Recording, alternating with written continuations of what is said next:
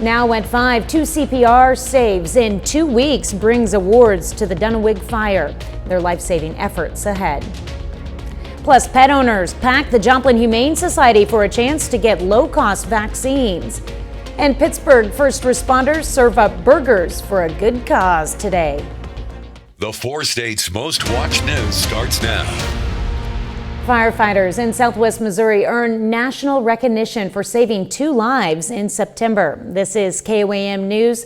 I'm Tanya Bach. Several first responders from the Dunawig Fire Department were recognized by Zoll Medical for their life-saving efforts today. Back in September, the department received 2 calls within a span of just 2 weeks that required those on duty to perform CPR. The individuals who needed assistance have since walked out of the hospital. That call wouldn't have gone the same without the guys that were there. If we didn't have every guy we had, that may have ended up differently. Because we had guys working on CPR, guys grabbing stuff for us. I mean, just the teamwork is essential for our job. This is the 5th time the department has saved someone's life within the last 3 years. They've accumulated roughly 10 awards over the course of this year. Well, the Joplin Humane Society's fall low-cost vaccine clinic draws overwhelming crowds today. Lines stretched around the building before the doors opened at 9 a.m. Many arrived over 2 hours early to protect their pets. A recent rabies case in McDonald County is driving attendees to prioritize vaccinations. Organizers offered rabies shots for just $15, along with other important vaccines and testing. The urgency reflects growing concerns about both pet and public safety. Goal here is to keep pets happy and healthy. And with the rabies scare a few counties away, we really wanted to get these rabies vaccines into as many cats and dogs as we could today, because ultimately it's not just about pet health, it's about human health as well. No appointments were needed. Pet owners were asked to safely bring their animals on leashes or in carriers. Pittsburgh police and fire departments fired up the grill today for their annual Burgers and Badges fundraiser to support the Children's Advocacy Center. For $7, community members enjoyed fresh grilled cheeseburgers, chips, and water, with every dollar going straight to the CAC. ServPro partnered with organizers this year to provide extra supplies and equipment.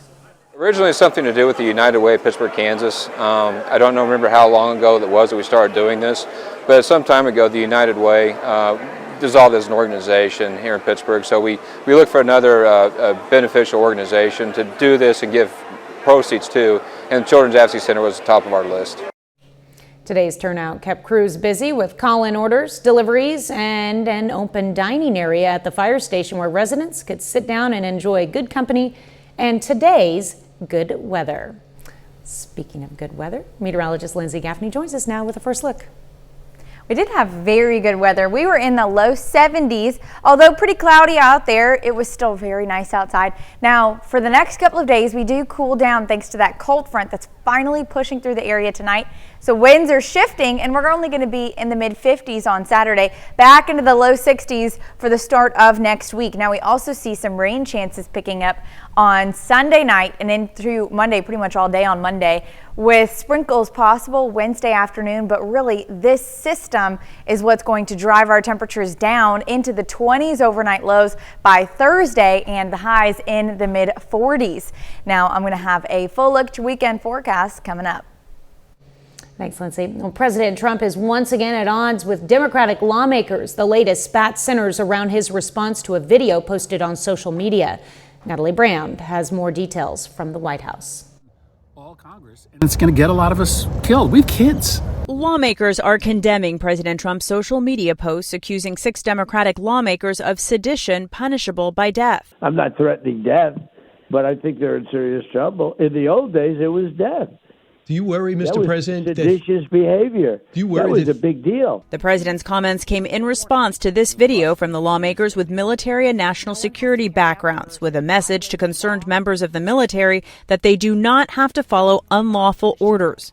You can refuse illegal orders. The White House clarified that the president doesn't want to see lawmakers executed, but criticized the video. They are literally saying to 1.3 million active duty service members not to defy the chain of command, not to follow lawful orders. Actually, what they said is you can refuse an illegal order, which is in the Uniform Code of Military Justice. But they're suggesting, Nancy, that the president has given illegal orders, which he has not. Back on Capitol Hill, some Republican leaders have tried to downplay the president's response. That was a wildly inappropriate thing for so-called leaders in Congress to do, to encourage young troops to disobey orders. I mean, think of what the threat that is to our national security and what it means to our institutions. Others say it was inappropriate. I don't think it's a good idea to talk about jailing your political opponents or hanging them or whatever else. I don't think the video was smart. I don't think the response to the video was smart. It was not right. And we got to lower the temperature. The Senate Minority Leader called on Capitol Police to give extra protection to the lawmakers involved. Natalie Brand, CBS News, the White House. A man is dead after police say they were forced to shoot him inside a Missouri airport. The incident happened early this morning at Terminal 1 at the St. Louis Lambert International Airport. Police say officers were doing security checks when they saw the man in a prohibited area. Officials say the man refused to leave and pulled out a knife. Officers tried to tase him, but say he kept moving toward them with the knife in his hand. And that's when one officer fired at the suspect. That man later died of his injuries. No other injuries were reported. Still ahead, your holiday travel forecast. Millions of Thanksgiving travelers are hitting the road. I'm Cristian Benavides with what drivers can expect on this busiest travel day of the year. And next in Health Watch, health experts say now is the time to get your flu shot. Topping today's Health Watch, flu season is here, and while flu activity is still low around the country, it's increasing and typically spikes after we gather for the holidays. Bradley Blackburn has more. Takur Jelani is at his local Walgreens to get his annual shot at protection from the flu. It's important for myself, for my own health, my family, and my coworkers. There are some signs that this flu season could be a nasty one, as a mutated strain of the H3N2 flu virus is raising alarms in other parts of the world. That strain tends to cause more severe cases. Over in Japan, it was an early, and it looks like a little bit of a harsh flu season, and there's a mutated form of the flu virus. Of course, flu virus is always mutating. Right now, we're not seeing this in big numbers here, but the fear is that it could also be here, and whether it causes more severe illness here is to be seen. CBS News Chief Medical Correspondent Dr. John LaPook says the question is whether there will be a vaccine mismatch as a result. There's hope that with this current batch that we have, that it's still good enough. In England, a study out there showed that there was still good protection against hospitalization. It's recommended everyone 6 months and older get flu vaccine. Pharmacist Amanda Navarro says if you haven't gotten yours, now is the time. You want to protect your family, especially with the holiday season coming up. We're going to be having large gatherings, and it's really important to prevent serious illness and hospitalization. Takur says after having the flu a few years ago, he will do whatever he can to prevent it. I felt very weak, and I was very scared of sharing the germs of my family. And since then, I've religiously taken the shot. He hopes more people roll up their sleeves to keep everyone healthy this winter. Bradley Blackburn, CBS News. And last year, CDC numbers show 280 children died from the flu, the highest number in the U.S. since the 2009 H1N1 pandemic. 90% of those cases involved children who were not fully vaccinated against the flu. A new study says many cases of lung cancer are being missed under current U.S. screening guidelines. A study from Northwestern Medicine found the U.S. Preventative Services Task Force guidelines excludes 2/3 of patients, especially women and people who have never smoked. Researchers suggest new guidelines that expand screening for people ages 40 to 85.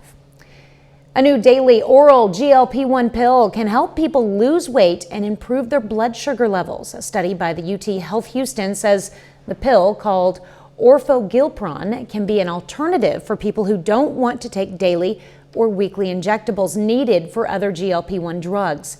Researchers say orforglipron reduced body weight by 12% and improved cardiometabolic health. Older adults who experience dehydration, malnutrition, or confusion after a major surgery have a much higher risk of a poor outcome. An Ohio State University study found developing one of these geriatric syndromes doubles the chance a person over 66 will die within the first year after surgery. The authors of the study say doctors should monitor dehydration, malnutrition, and delirium because they can signal whether a patient is likely to have a successful surgery. That's a look at today's health news. A little later, airports and highways brace for the busiest Thanksgiving yet.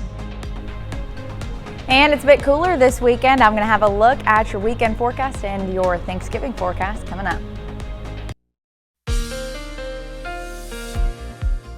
Well, we do have some nicer weather as we head through the rest of the evening. Now, let's see, taking a look at our current conditions outside. In the mid 60s so far today, looking pretty good. Now we do have, again, some cooler weather ahead for us. Now if we take a look, there we go. Partly cloudy skies for the rest of the night tonight. Clouds increasing as we move through the rest of the evening. Now, you can see temperatures dropping down to the upper 40s. Again, clouds increasing, so they do keep us a bit warmer overnight tonight. Mild temperatures, definitely not what we should be seeing this time of year, but that's all going to change as we head into the weekend, with our high on Saturday only getting into the mid 50s. Now, clouds clear, so we do have a pretty decent sunny day. Could warm us up a couple of degrees to about 55, 56 degrees. And then on Sunday, temperatures warming back up to the low 60s, and we also have some rain chances there returning closer to midnight and then through Monday. So here we are looking at the upper level flow. 6 p.m. on Sunday, no rain chances yet, but those clouds are starting to push in from that low. Now, all of this will continue to make their way through the day all day on Monday. Going to be pretty rainy, likely even see some thunderstorm chances as well. Similar to Thursday, but not seeing as much rainfall as we saw on Thursday. And then there's that cold front developing right behind the line of storms. So all of that continues to push through the 4 states, then out to the east. And you can see Tuesday afternoon, we still have a chance, maybe an isolated shower or two. But for the most part, Tuesday, we're going to be back to partly cloudy skies as we go through the start of the week. Now, Wednesday, again, could see a couple of sprinkles there, here and there. Just remnants of that low pressure system that's now pushed off. But you can see how deep that low is. So we're getting a lot of colder air pushing into the region. Overnight lows in the 20s, highs in the 30s starting Wednesday morning, Thursday morning, and into Thursday. But by Friday, we're starting to see this high pressure system set back up over the area. So we do start to warm back up over the weekend, and we're not seeing another cold front moving in until the end of the following weekend as well. So like I said, those temperatures are really going to start to drop. Here we already see that cold front right through there, Fort Smith, all the way past St. Louis, and our winds are out of the northwest by Tuesday morning. Temperatures on Tuesday, upper 50s, so rather mild, and then our overnight low already dropping down to the low 30s into Wednesday morning. And we could see, if we have any sprinkles, could see some flurries with that.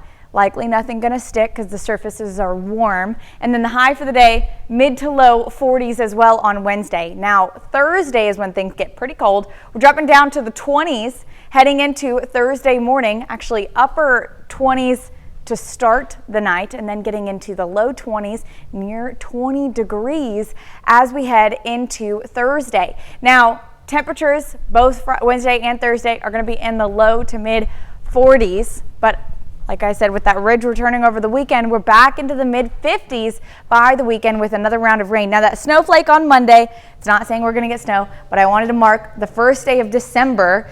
It's going to be a rainy one, but those temperatures are going to be in the low 40s, which is it's good, where we should be as we head into December. I know. We've had a nice fall-like weather, so it'll be a big change going back to winter. It will be, but I'm ready for it. I'm ready to break out my sweaters. I've talked about it for weeks, but we just keep getting warm again. We keep it cold enough in this building. You can wear sweaters every day. True.